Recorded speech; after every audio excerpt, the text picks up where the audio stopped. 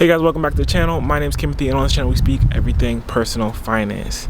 And we're doing another rent video. I really enjoyed these videos, like I always say. My last two videos have been the car videos, and I know those have been hits. But today I'm going to be talking about my 2025 financial goals and what will be my main focus going into 2025. So my main financial goal going into 2025 is to save. So I've reached a lot of the little financial goals, like having a good amount of money in your 401ks, having a good amount of money in your brokerage accounts and Roth IRA account. So one thing that we want to save for in 2025 is a house. So we currently live in a house hack here in the Midwest, and believe me, it's a great place to be. Where I'm at, it's not a terrible neighborhood. It's actually pretty nice for the price of housing where I live. So where I live, a lot of houses cost between 100 to 150K. It's a decent neighborhood, but we do plan on moving. We just had our first child, and the schools here aren't the greatest. But one great thing about where I live is that your kids can go to different schools within different cities. So you just have to kind of find out which city your kid can go to school in. So we do plan on moving probably not in 2025,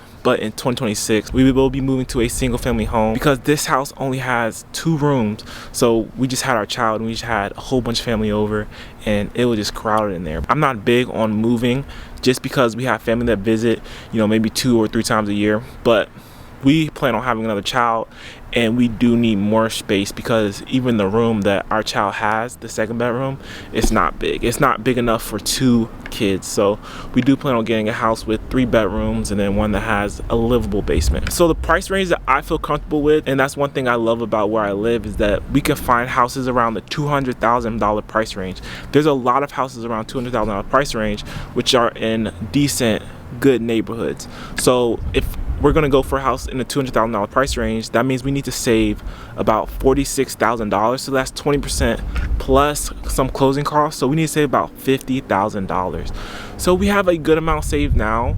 But just next year, I want to continue to save the money towards that house. So we're living for free here. So there's really no rush to move. Once we start growing our family, we're going to need a bigger area to live in. I would say that for 2025, there's really no goal on how much to save towards a house. It's just to save, just to keep saving, just to stay down, grind, and save. So that's one of our main goals, is to save for our house. And then I have my car saving goal. So if you don't know, as you've seen a couple of my videos where I talk about my 2002 Toyota Camry and how it has allowed me to invest and to save so much money over the last few years, I just need to be prepared for my car to not be working anymore. So if there's a repair that's $5,000 or costs $10,000, I don't think would ever happen.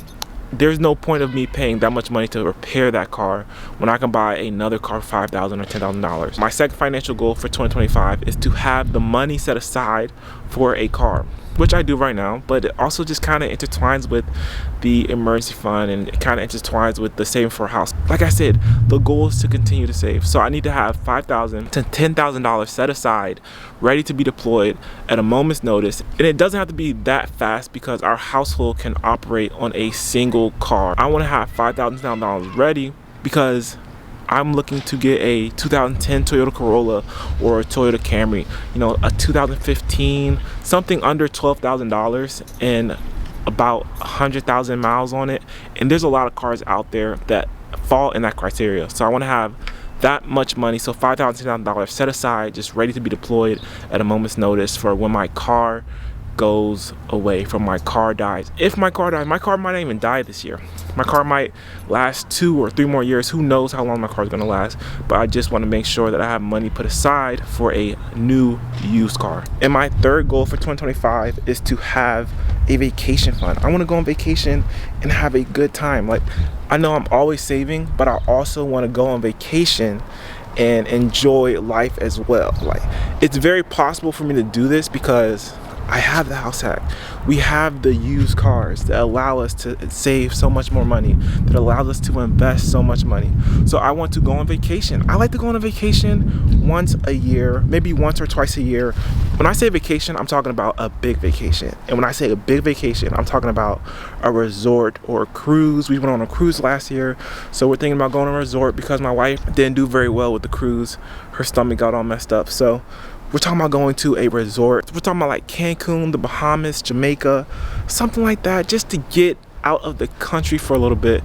We're not talking about no Aruba. We're not talking about Turks and Caicos. We're just talking about a simple all-inclusive resort because I like to eat and I want to have all the food that I want when I go to a resort. We're talking about $2,000 to $2,500, max $3,000 spent on a trip out the country to one of those 3 destinations, whether it's Mexico, Jamaica, Bahamas, nothing crazy.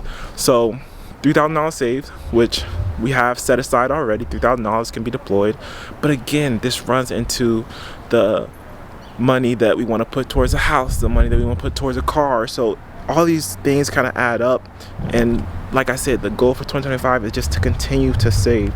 We're only 27 years old and we can continue to save as much money as we can, and we should save as much money as we can while we're young. So I want to put aside $2,000, $3,000 to go on a trip, and I have to account for the dog's boarding. I have to account for flights, I have to account for hotel stays, I have to account for all these different things that go into planning for a trip. And this is something that you think about when you're planning for a trip. Saving is important to me, but vacations are very important to me too, because it's just great to spend time with the family and relax and just kind of detox from all the savings and all the grind of investing and the hustle and bustle of life. So I do enjoy vacations, and I want to go on one big vacation, but of course, you know, we're gonna do our little local vacations to different states that are near us. And my last goal is to keep investing. I want to continue to invest money into the stock market. I don't plan on buying any real estate next year, which we could probably deploy some money into real estate. Then that would take away from the money that's going to be going to our single family home. So I would just like to continue to invest into the stock market, which is something that I did this year. I invest a lot of money to the stock market. So my goal, my retirement goal, is I need $2 million. I probably don't even need to save $2 million, but that's just something that I think would be good for me. You know, according to the 4% rule, that's $80,000 that I'm pulling, and that's not even including the pension that comes with my job. With my job, I may retire at 50 years old, and I have access to my 401k by then. So I need to put more money into my after-tax accounts, talking about the brokerage and the Roth IRAs, and I want to continue putting $700 into my brokerage and Roth IRAs accounts, which is what I've been doing, and continue with my 17% into my 401k. So for me to do that, I have to continue to be disciplined, and I have to continue to invest. So I'm going to continue to invest into Tesla, into Nvidia, and Waste Management, and all these other different stocks that I invest into. So I'm going to continue to put $700 a month to my stocks, and that's even with having a son. So I'm just going to have to grind, be smart with my money. I'm going to continue to save money for 2025. I want to know what your guys' goals is. What's your goal for 2025? What is your financial goal for 2025? How are you going to level up your finances in 2025? Let me know in the comment section below. And if you enjoyed this video, like and subscribe to my channel, and I'll see you guys in the next one.